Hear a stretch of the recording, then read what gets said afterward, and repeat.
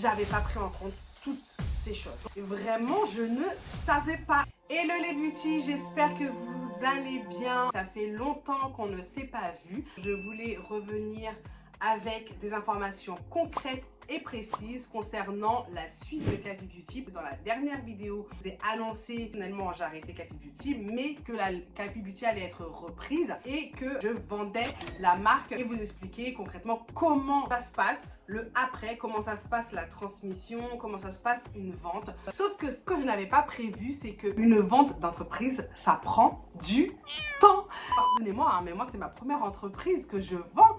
Attends, je t'explique. En septembre 2017, je commence les prestations de coiffure. Un mois après, j'ai commencé l'achat-revente de produits capillaires. Il y avait trop de demandes et clairement votre go, elle voit plus loin. La vision est là, tu vois. Donc j'ai créé un site internet. En octobre 2018, j'arrête l'achat-revente, je vends tout. Janvier 2019, je crée Capi Beauty, bref, on fait les 100K. 2024, je crée 2 livres et je les vends sur Amazon. 2025, je commence les coachings et j'accompagne les entrepreneurs à créer et développer leur activité. Tu l'auras compris, j'ai créé, développé plusieurs activités, arrêté certaines, mais jamais vendu une entreprise. Voilà, clairement, moi ça a pris plus d'un an. J'ai fait l'annonce en fin 2024. On est en début 2026. Voilà. Donc maintenant, vous savez, je l'ai vendu d'un couple, des Guyanais. La marque reste Black Owned. Yes. C'est des salons donc ils connaissent vraiment le cheveu texturé. C'est vraiment important de pouvoir vendre à quelqu'un que je connais, même si j'ai eu plusieurs propositions. Ça me semblait pertinent de pouvoir lui transmettre à lui la marque, à eux, un couple. C'était hyper intéressant parce que je sais que quand on est entrepreneur, c'est pas facile d'être seul. Et quand tu réfléchis, ton idée, t'as ton idée, toi et toi, dans ta tête à toi. Et ça tourne dans ta tête à toi. Alors que là, le fait d'avoir quelqu'un, ils peuvent partager, échanger, trouver d'autres idées, c'est mieux. Mais vraiment, j'avais pas pris en compte toutes ces choses. Donc je vais vous expliquer étape par étape comment ça s'est fait. Non mais là, obligé d'attacher les cheveux et de changer de tenue. Ce sujet-là, ça me donne chaud. Ça me donne chaud. J'ai même pris des notes pour vraiment tout vous expliquer. Effectivement, il y a des choses où ça concerne que moi parce que j'ai vendu le fonds de commerce, mais je voulais aussi fermer l'entreprise. Donc il y a eu des frais que j'ai eu qui étaient propres à la fermeture de l'entreprise. Mais votre go, elle a transpiré, elle a eu chaud. Ça y canner. Non, vraiment, faut que je vous raconte ça. Allez, on y va, on rentre dans le vif du sujet. Concrètement, pour une vente d'entreprise, il y a un avant et il y a un pendant. Je dirais même il y a un après la vente. Parce que même après la vente, quand tu penses que c'est fini, c'est pas fini.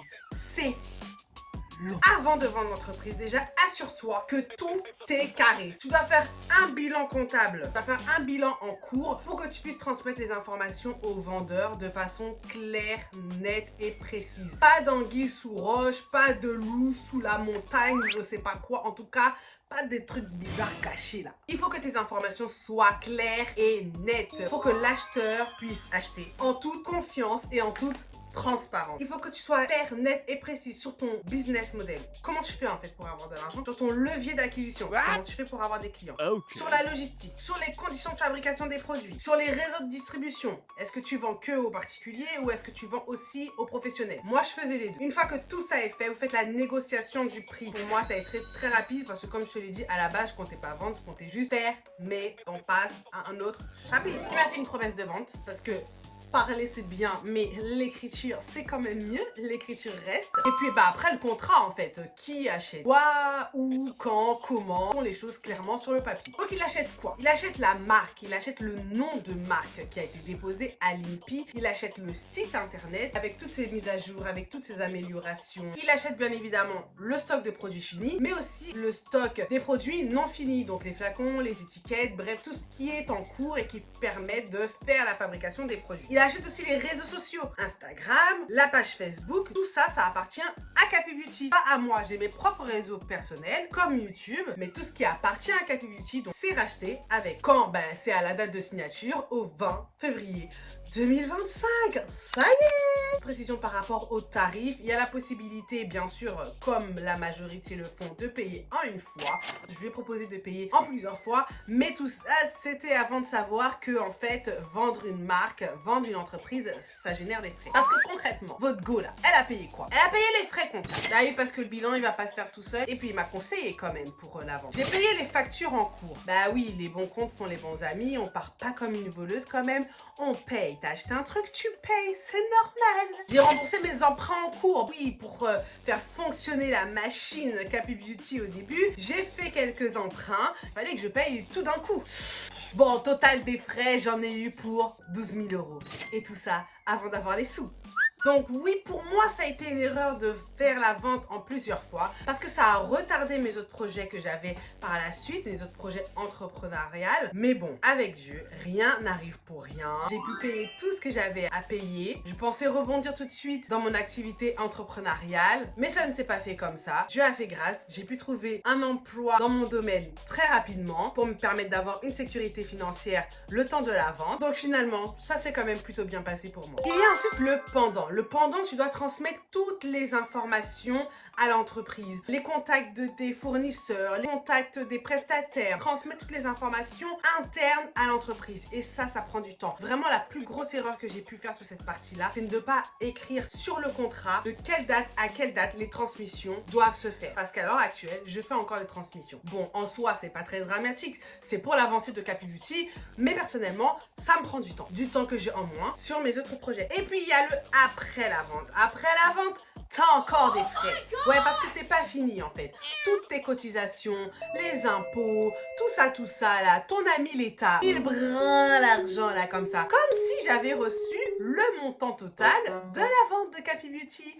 Ce qui n'est pas le cas. Donc bah tout ça, ça génère aussi des frais. Mais il y a quand même le après la vente qui est agréable financièrement, c'est que je reçois les montants, que le montant total soit soldé. Donc ma beauty, si toi aussi tu es entrepreneur, prends bien en compte si tu souhaites vendre ton entreprise qu'il y a des frais avant à prendre en compte et après la vente à prendre en compte. Deuxième chose, prends le temps d'écrire correctement le contrat et surtout fais-toi aider, fais-toi accompagner. Et si tu souhaites qu'on creuse le sujet entrepreneurial un petit peu plus ensemble, n'hésite pas à m'envoyer un petit commentaire parce que j'ai encore plein de choses à te dire à ce sujet. Non, j'ai parlé un petit peu de la partie entrepreneuriale pour ceux qui éventuellement veulent vendre. On passe maintenant à ce qui vous intéresse le plus.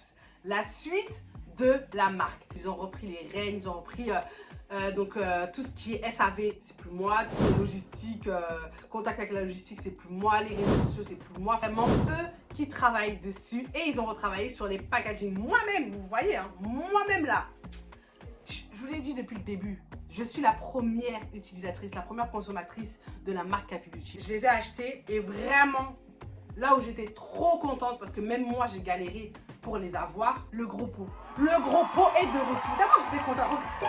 Il y a plus. Ah, faut que je rachète. Je sais pas comment ils ont fait, hein. Mais en tout cas, ils ont réussi à avoir les pots 250 ml. Ils ont retravaillé les packaging. C'est trop beau. Je vais vous montrer chaque produit. Il y a de nouveau le sérum. Comme vous l'aurez compris, la marque existe toujours. C'est juste les propriétaires qui ont changé. Mais c'est des propriétaires de qualité, des propriétaires qui connaissent les produits, des propriétaires qui connaissent la marque, qui étaient eux-mêmes clients. Franchement, il a fait vraiment un bon travail au niveau du graphisme. C'est super. La formulation ne change pas. Ça, c'est très important. La lotion, aussi la crème. Ça là, ma fille, elle a les cheveux crépus. Elle me déde ça tout le temps, tout le temps. Quoi, toute seule. Non, franchement, ça c'est toujours mon chouchou. Hein. Tous les produits sont disponibles sur le site capibeauty.com. Et franchement, je sais que la marque, elle va upgrade. Tu vois, elle va forcément glow up dans le visuel, dans le design, produit. J'ai trop hâte. Moi, j'ai un petit peu les informations en coulisses. Donc, je sais qu'il va sortir prochainement des produits. Alors, prochainement, tout est relatif. Hein. Quand on est un client, on attend impatiemment. Mais quand on est derrière, là, dans les coulisses, on sait que même si on a envie d'aller vite, il faut quand même prendre son temps. Il faut faire les choses bien carré. Je sais qu'il y a eu des petits problèmes au niveau de la logistique. Et il m'en a parlé parce que vraiment, il m'a dit, mais c'est... Aussi ton logisticien là, c'est quoi ce logisticien là que tu m'as transmis et tout? Il m'a pas dit ça comme ça, vraiment. Il fait vraiment le nécessaire pour changer de logisticien et que ces problématiques-là n'arrivent plus. Voilà, c'est vraiment l'information que je voulais vous passer à travers cette vidéo. Elle est déjà hyper longue. La seule petite information que je pourrais transmettre, vous ajouter, mais vraiment toute petite, c'est que la chaîne ne s'arrête pas.